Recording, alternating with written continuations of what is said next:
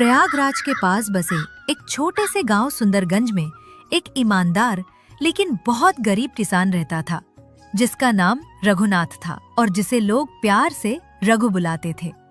उसकी पत्नी कमला, जो एक बहुत ही समझदार और मेहनती औरत थी, और उनकी 6 साल की मासूम बेटी थी राधा। तीनों एक किराए की पुरानी झोपड़ी में रहते थे, जिसमें बारिश के मौसम में छत टपकती थी। रघु गांव के एक जमींदार से किराए पर ली गई छोटी सी जमीन में खेती करता था और इसी से उनका गुजर बसर होता था। अजी, देखिए तो, इस बार हमारे खेत कितने हरे भरे हो गए हैं। ऐसा लगता है जैसे धरती माँ ने अपनी झोली से सोना बरसा दिया हो। हाँ कमला, इस बार हमारे बुरे दिन खत्म हो गए हैं।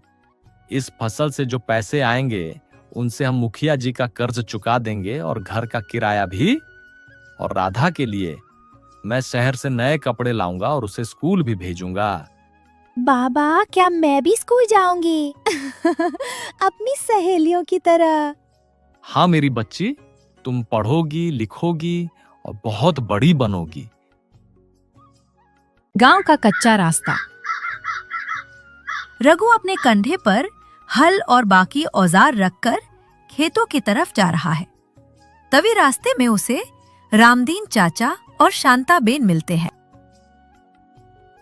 अरे रघु, आज तो तुम्हारी फसल देखकर मन खुश हो गया। इतनी अच्छी पैदावार तो कभी नहीं देखी। हाँ रघुनाथ, इस बार तो भगवान ने सच में तुम लोगों पर अपनी कृपा बरसाई है। तेरी मेहनत रंग लाई है। चाचा, ये सब भगवान का आशीर्वाद है और आपकी दुआएं।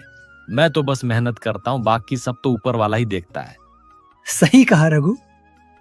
अच्छा, हम चलते हैं, देर हो रही है। रघु अपने खेत में पहुंचता है। सामने अपनी लहलहाती हुई फसल देखकर उसके कदम वहीं रुक जाते हैं। सुनहरी धूप में फसल के दाने सोने की तरह चमक रहे थे। ये नजारा देखकर रघु की आंखों में खुशी के साथ एक गहरा सुकून उतर आया। रघु सुबह से खेत में मेहनत कर रहा था। आसमान साफ था, सूरज की हल्की धूप पड़ रही थी, लेकिन अचानक मौसम करवट लेता है। काले बादल घिराते हैं, तेज हवाएं चलने लगती हैं और देखते ही देखते आसमान में बिजली कड़कने लगती है। कुछ ही देर में मूसलाधार बारिश शुरू हो जाती है। रघु घबराकर पास के पेड़ की ओर भागता है और उसके नीचे खड़ा होकर बारिश थमने का इंतजार करने लगता है, लेकिन बारिश रुकने का नाम ही नहीं लेती। कई घंटों तक झमाझम पानी बरसता है। बरसात इतनी तेज होती है कि रघु के खेतों में पानी भर जाता है। उसकी मेहनत से उगी फसल पानी में डूबकर पूरी तरह बर्बाद हो जाती है। जब बारिश थोड़ी हल्की होती है तो रघु दौड़कर खेत की ओर जाता है। खेत की हालत देखकर उसका दिल टूट जाता। जहां हरी भरी फसल लहराती थी, वहां अब सिर्फ पानी ही पानी है। मेहनत का फल उसकी आंखों के सामने नष्ट हो गया। हे भगवान, मेरा सब कुछ खत्म हो गया।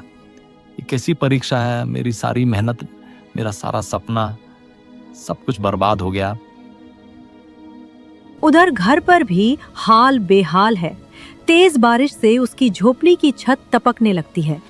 घर के अंदर हर जगह पानी टपक रहा है। माँ, देखो पानी गिर रहा है। मेरा बिस्तर भीग गया और देखो नीचे भी पानी भर रहा है। राधा, तुम खटिया पर चढ़ जाओ, मैं पानी गिरने की जगह पर बाल्टी रख देती हूँ। कमला ने उन जगहों पर जहाँ से पानी टपक रहा था, वहाँ बाल्टी और दूसरे बर्तन लगा दिए। अरे, इस बारिश का तो थमने का नाम ही नहीं है। पता नहीं रघु कहाँ होगा, कहीं उसे कुछ हो तो नहीं गया। तभी रघु बारिश में पूरी तरह भीगा हुआ और उदास चेहरा लिए घर में आता है। अरे रघु, तुम क्या हुआ? तुम्हारा चेहरा इतना उतरा हुआ क्यों है? कमला, पूरी फसल बर्बाद हो गई। नुकसान इतना ज्यादा हुआ है कि अब न मुखिया का कर्ज चुका पाएंगे, न घर का किराया और न ही राधा को स्कूल भेज पाएंगे। रघु की हालत देखकर कमला का दिल बैठ गया और उसकी आंखें भर आईं। वे दोनों बिना कुछ कहे बस एक दूसरे की तरफ देखते रहे, जैसे पूछ रहे हों अब क्या होगा। तभी उनके पैरों के पास पानी भरने लगा। खुद को बचाने के लिए वे दोनों तुरंत चारपाई पर जा बैठे। तभी बाहर से दरवाजे पर लगातार दस्तक होने लगी। अरे ओ रघु, दरवाजा खोल, मैं हूँ मकान मालिक। लगता है उन्हें भी खबर मिल गई है। अरे रघु, तुम्हें पता है पिछले 2 महीने से तुमने किराया नहीं दिया है और अब तुम्हारी फसल भी बर्बाद हो गई। तुम किराया कैसे चुकाओगे? माफ कीजिए, इस बार फसल खराब हो गई है। मालिक, थोड़ी मोहलत दे दो, मैं कहीं भी काम ढूंढकर आपका पैसा लौटा दूंगा। मोहलत? नहीं, अब और नहीं। मेरे पास बहुत लोग हैं जो इस घर को किराए पर लेना चाहते हैं। तुम लोग अभी के अभी मेरा घर खाली करो। हाँ मालिक जी, बस कुछ दिनों का समय दे दीजिए। आप ही बताइए, इतनी बारिश में इस बच्ची को लेकर हम कहाँ जाए? नहीं, दया की भी कोई हद होती है। मैंने पहले ही बहुत दया दिखा दी। जाओ, अभी के अभी निकलो। रघु, अब कहाँ जाएंगे हम? कोई भी जगह नहीं बची। कमला, अब जो होगा रास्ते में ही पता चलेगा, बस चलते जाओ। वे तीनों दौड़कर एक पेड़ के नीचे आ जाते हैं। बारिश इतनी तेज है कि पत्तों के नीचे भी पानी टपक रहा है। रघु, यहाँ भी पूरी तरह बचाव नहीं हो पा रहा है। गुड़िया ठंड से कांप रही है। हाँ, पर अब इस मौसम में कहाँ जाए? मेरी सहेली फूलमती का घर यहाँ से बस थोड़ी ही दूर है। चलो, वो हमें जरूर आसरा देगी। पता नहीं, अब रात का समय है, परेशानी हो जाएगी उन्हें। मैं जानती हूँ कि वह हमारी मजबूरी समझेगी। अब चलो। रघु, कमला और राधा भीगते हुए फूलमती के घर पहुंचते हैं।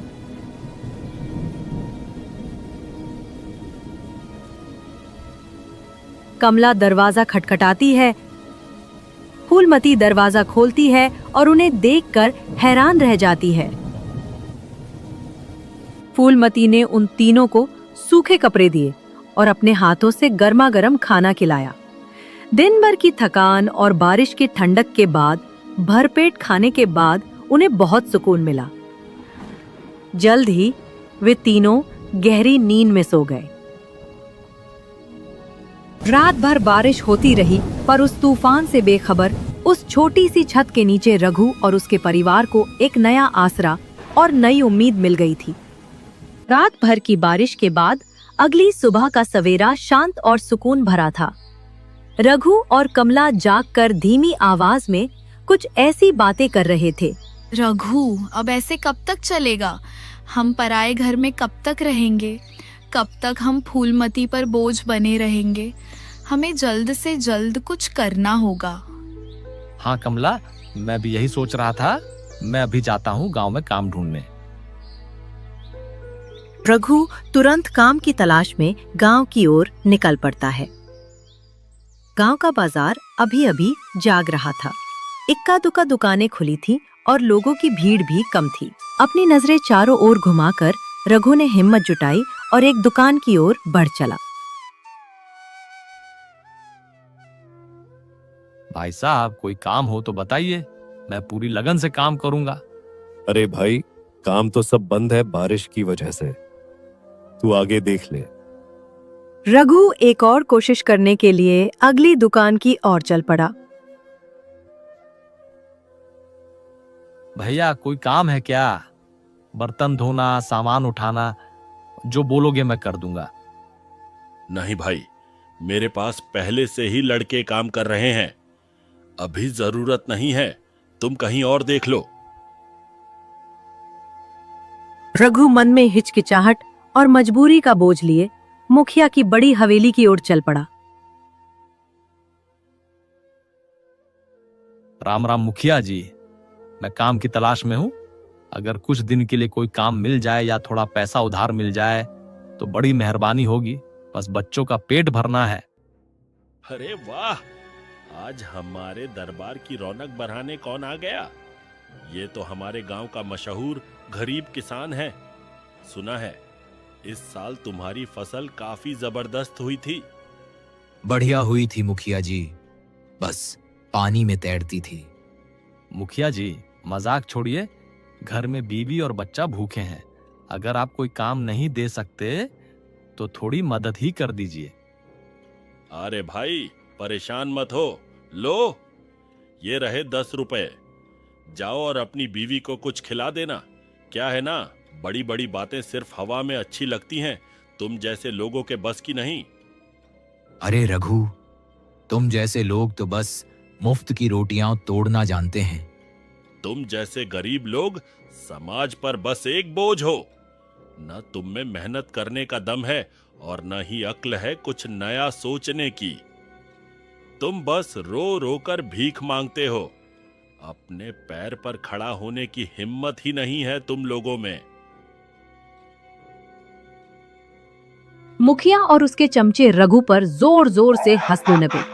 रघु को बेइज्जती का गहरा एहसास हुआ। उसने उन पैसों को छुआ तक नहीं और अपनी नम आंखों से बिना कुछ कहे वहां से चला गया। हाँ।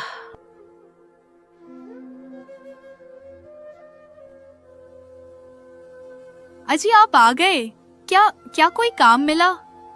मुखिया के घर गया था, मदद मांगी, उसने 10 रुपए दिए, जैसे भीख दे रहा हो। सारे चमचे हंसे, मुझे ऐसे देखा जैसे मैं इंसान नहीं, बस एक बोझ हूं। रघु कोई बात नहीं, मुझे पता है तुमने बहुत कोशिश की। पहले तुम ये भीगे कपड़े बदल लो, बाकी सब हम कल देखेंगे। उस रात रघु के गले से एक निवाला भी नहीं उतरा। उसने सिर्फ अपनी पत्नी के प्यार भरे लफ्जों का सहारा लिया और सोचा कल का सूरज शायद नया सवेरा लेके आए। अगले दिन बारिश रुक चुकी थी। रघु ने अपने दिल में एक नई उम्मीद लेकर काम की तलाश में एक बार फिर गांव की ओर निकल पड़ा। रघु एक छोटी चाय की दुकान पर रुकता है, जहां दुकानदार चाय बना रहा है और गांव के कुछ लोग बैठकर गपशप कर रहे हैं। भाई साहब, कोई छोटा मोटा काम हो तो बता दो, मैं जो कहोगे वो कर लूंगा। रघु भाई, काम तो है, पर सच कहूं तो पैसे थोड़े कम मिलेंगे। पैसा चाहे जितना भी मिले मुझे मंजूर है, बस काम ईमानदारी का हो। ठीक है, मेरे दोस्त के गोदाम में कुछ सामान उतारना है, तुम अभी चलो। चाय वाले की बात मानकर रघु गोदाम की तरफ चल पड़ा। वहां एक बड़ा ट्रक खड़ा था और भारी भरकम बोरियां अंदर उतारी जा रही थी। गोदाम का मालिक रघु को ऊपर से नीचे तक देखता है। तुम कौन हो? मेरा नाम रघु है, मुझे चाय वाले ने काम के लिए भेजा है। ठीक, ये ट्रक खाली कर दो, 2 घंटे का काम है, 200 रुपए मिलेंगे। सर, ये बोरियां काफी भारी हैं, साहब, ये एक आदमी का काम नहीं लगता। अरे तुम काम करोगे या लेक्चर दोगे? काम करो वरना चले जाओ। रघु भारी बोरियां अपने कंधे पर उठाता और पसीने से तरबतर होकर एक एक करके सारी बोरियां गोदाम के अंदर रखता जा रहा था।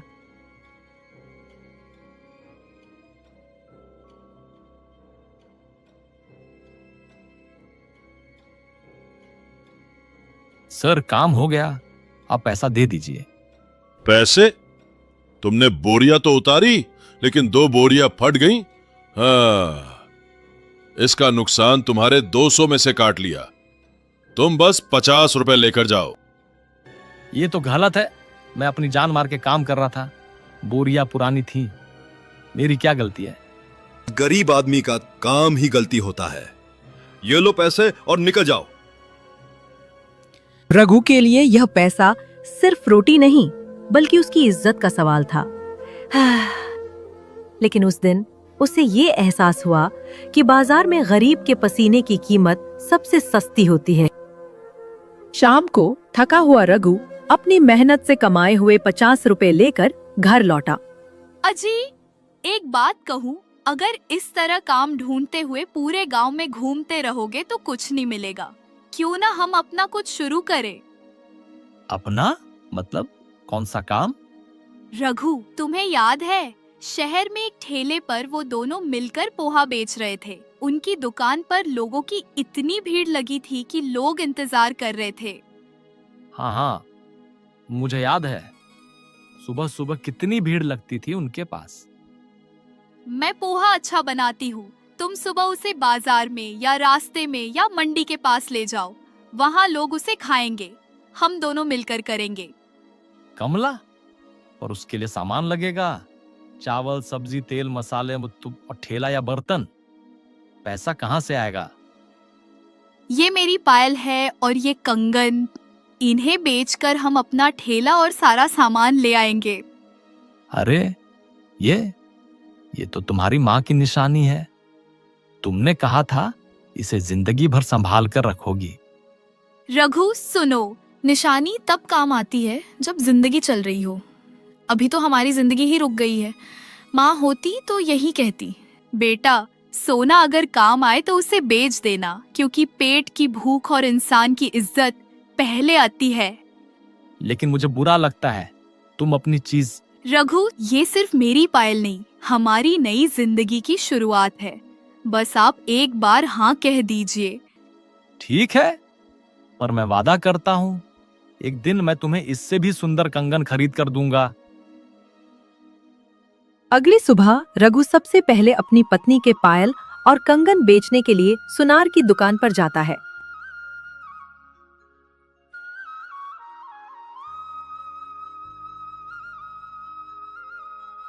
रघु बाजार से पोहा बनाने का सामान और उस पुराने थैले को लेकर घर आया। कमला पूरे प्यार और लगन से पोहा बना रही है, जैसे वह सिर्फ खाना नहीं, अपने परिवार के लिए एक नई उम्मीद पका रही हो। दूसरी तरफ रघु भी चुपचाप उस पुराने ठेले पर जमी हुई धूल और जंग को साफ कर रहा है। रघु रोज की तरह अपना ठेला लगाए ग्राहकों की राह देख रहा था। तभी एक महंगी लग्जरी कार जोर से झटके के साथ कीचड़ में फंस गई। कार से एक नौजवान आदमी बाहर निकलता है और अपनी गाड़ी की हालत देखकर परेशान हो जाता है। ठीक उसी समय मुखिया के 2 चमचे वहां से गुजरते हुए उसे देखकर मंद मंद मुस्कुराने लगते हैं। भाई साहब, ओ भाई साहब, जरा मदद कर दो, मेरी गाड़ी बुरी तरह से कीचड़ में फंस गई है। अरे साहब, यह गांव है, यहाँ गाड़ी चलाने का फैशन लेकर क्यों आए हो? ये कोई मॉल की पार्किंग या दिल्ली बॉम्बे की चौड़ी रोड थोड़ी है।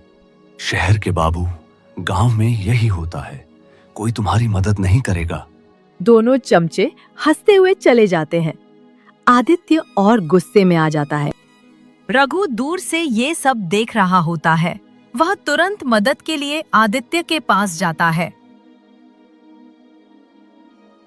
अरे साहब, इन दोनों की बातों को दिल पर मत लीजिए। आप गाड़ी में बैठिए, मैं मदद करता हूँ। रघु ने अपनी पूरी ताकत लगाकर एक जोरदार धक्का दिया। कीचड़ में धंसा हुआ टायर जोर से बाहर निकला और सड़क पर आ गया। रघु की मदद को देखकर आदित्य ने तुरंत अपनी गाड़ी किनारे रोक दी। अरे यार, तुमने तो कमाल कर दिया, तुम्हारा बहुत बहुत शुक्रिया। साहब, इसमें शुक्रिया की क्या बात है? जब तक हम एक दूसरे की मदद करते रहेंगे तभी तो इंसानियत जिंदा रहेगी। चलिए, मेरा ठेला यहीं पर है, आप वहां बैठकर पानी पी लीजिए। आदित्य पानी पी रहा था, तभी उसकी नजर पास ही रखे एक बर्तन पर पड़ी, जिसमें से गर्मा गर्म पोहे की खुशबू आ रही थी। वाह, ये खुशबू तो कमाल की है। ये क्या बेच रहे हो? साहब, ये पोहा है। मेरी पत्नी इसे बड़े प्यार और दिल से बनाती है। एक बार खा कर देखिए, आपको जरूर पसंद आएगा।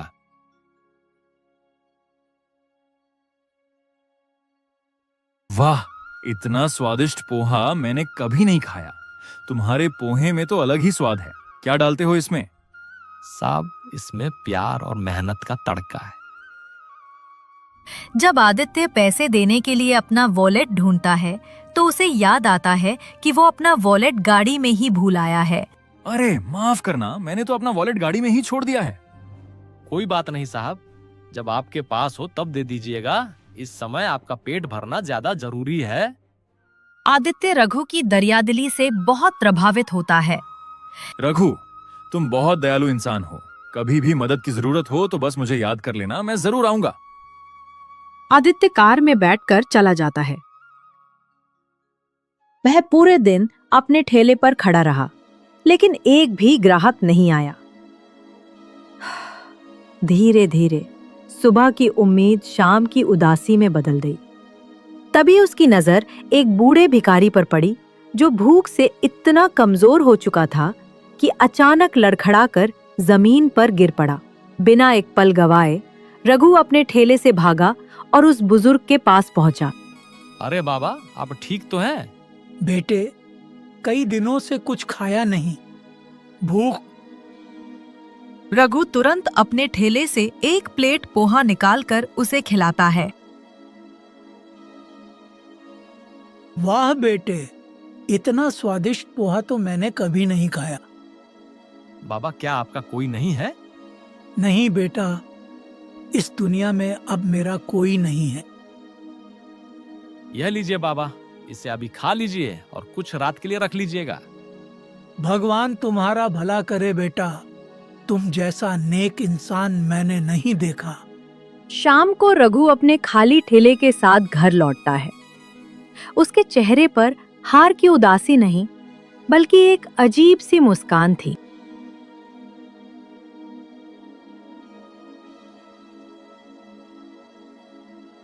क्या हुआ रघु, आज भी कुछ नहीं बिका? हाँ कमला, कुछ नहीं बिका, पर आज किसी भूखे का पेट भर दिया। वाह रघु, तुमने बहुत अच्छा काम किया। किसी भूखे को खाना खिलाना ही सबसे बड़ा धर्म है। रघु का ठेला अब बाजार का एक छोटा सा चमत्कार बन चुका था।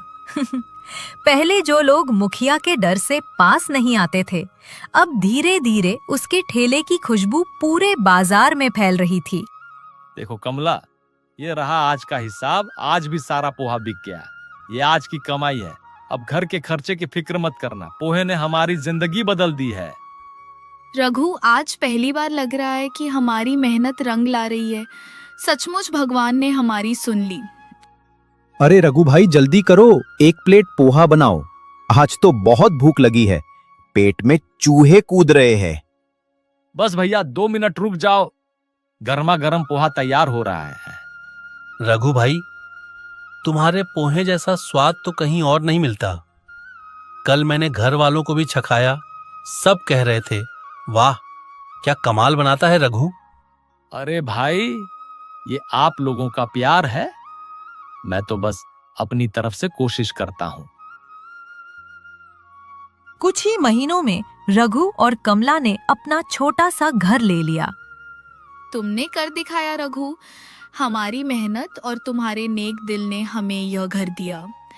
नहीं कमला, ये सब तुम्हारी हिम्मत और तुम्हारे आइडिया की वजह से हुआ। अब हमारी बेटी आराम से स्कूल जा पाएगी। यह रघुनाथ एक मामूली सा किसान होकर इतना बड़ा कैसे बन गया? उसकी ठेले पर इतनी ज्यादा भीड़ होती है, यह सब मुझसे बर्दाश्त नहीं होता। मालिक, गांव वाले कहते हैं कि उसका पोहा इतना स्वादिष्ट होता है कि लोग दूसरे गांवों से भी खाने आते हैं। और मैंने यह भी सुना है कि उसने गांव में एक छोटा सा घर भी ले लिया है। बस, अब बहुत हो गया। यह मुखिया का इलाका है और इस जंगल का शेर सिर्फ एक ही हो सकता है, और वो मैं हूं। अब उस रघुनाथ को उसकी असली औकात दिखाने का वक्त आ गया है। आप बिल्कुल सही कह रहे हैं। जाओ, आज ही रात को उसका ठेला तोड़ दो। एक भी चीज नहीं बचनी चाहिए। उसे पता चलना चाहिए कि सपने देखना गरीब का काम नहीं होता। और उसका ठेला ऐसा तोड़ो कि वो सिर्फ पोहा ही नहीं, अपनी किस्मत भी दोबारा न बना पाए। बाजार के बीच एक कोने में रघु का पोहे का ठेला चुपचाप खड़ा था, मानो दिन भर की थकान के बाद सो रहा हो। रात गहरी थी, हवा तेज चल रही थी और गांव के ज्यादातर लोग गहरी नींद में थे। तभी मुखिया के 2 चमचे अंधेरे का फायदा उठाकर दबे पांव ठेले के पास पहुंचे और उसे तोड़ना शुरू कर दिया। दिन भर भीख मांगने वाले गरीब चाचा बाजार के एक कोने में अपनी पुरानी दरी पर लेटे थे। तभी ठेले के पास से कुछ खटपट की आवाज सुनकर उनकी नींद टूट गई। वो डरते हुए और हिचकिचाते हुए उठकर बैठ गए। कौन है? कौन है वहाँ? मुखिया के चमचे डर के मारे तेजी से भागे। अंधेरे में बूढ़ा भिखारी बस कुछ धुंधली परछाइयां देख पाया जो डर कर भाग रही थीं। अगले दिन सुबह जब रघु हमेशा की तरह अपना ठेला लगाने आया तो सामने बिखरा हुआ टूटा हुआ ठेला देखकर उसके कदम वहीं रुक गए। उसकी आंखों में आंसू भर आए और उसकी सारी मेहनत, सारे सपने एक ही पल में चकनाचूर हो गए। भगवान, ये सब किसने किया? मेरी मेहनत से बनाया हुआ ठेला किसने तोड़ दिया? बाबा, क्या आपने देखा यह सब किसने किया? नहीं बेटा, अंधेरे की वजह से मैं उनका चेहरा ठीक से नहीं देख पाया। बस एक छोटी सी झलक मिली और वो भाग गए। जब कमला को ये बात पता चलती है, वह भी भागते हुए बाजार आती है और टूटे हुए ठेले को देखकर उसकी आंखों में आंसू आ जाते हैं। रघु अपनी रोजी रोटी के टूटने का गम लिए खड़ा था। तभी एक कार बाजार में आकर रुकती है। गाड़ी से निकलता है आदित्य। आदित्य कार से उतरा और सीधा रघु के पास आया। उसकी नजर पहले टूटे हुए ठेले पर पड़ी, फिर रघु के उदास चेहरे पर। अरे रघु, ये किसने किया? मैं समझ गया कोई तुमसे जलता है। आदित्य भाई, छोड़ो, शायद मेरी किस्मत में यही लिखा था। अरे पागल, ये तो बस शुरुआत है। अब अपने सपनों का पैमाना बढ़ाओ। कोई तुम्हारा ठेला तोड़कर तुम्हें नहीं रोक सकता। रघु थोड़ा हैरान होता है और कमला उत्सुकता से आदित्य की तरफ देखती है। मेरे पास एक जबरदस्त आइडिया है। हम इसी गांव में एक बड़ा सा होटल बनाएंगे। नाम होगा रघु का पोहा हाउस। तुम रहोगे इसके मुख्य रसोइया और मैं इसमें पैसा लगाऊंगा। हम दोनों मिलकर इसे चलाएंगे। कमला के आंसू थम गए और उसके चेहरे पर पहली बार धूप जैसी मुस्कान खिल उठी। सच में हमारा अपना होटल होगा? हाँ, और मैं कहता हूँ कि तुम्हारे हाथों का पोहा सिर्फ ये गांव नहीं बल्कि पूरा जिला खाएगा। देखना, ये पोहा सिर्फ तुम्हारा नाम नहीं बल्कि इस गांव का भी नाम रोशन करेगा। रघु की आंखों में उम्मीद की एक नई किरण चमक उठी। उसने आदित्य का हाथ कसकर थाम लिया। आदित्य भाई, आज आपने मुझे एक नया जीवन दिया है। और इस तरह अपनी मेहनत, ईमानदारी और एक दोस्त की मदद से उस गरीब किसान ने न सिर्फ अपनी किस्मत बदल दी बल्कि पूरे गांव के लिए खुशहाली और कामयाबी की एक नई मिसाल कायम की। रघुनाथ की कहानी एक गहरी सीख देती है। ये हमें बताती है कि जहाँ मेहनत और ईमानदारी होती है, वहाँ कोई भी तूफान या बुराई उसका रास्ता नहीं रोक सकती।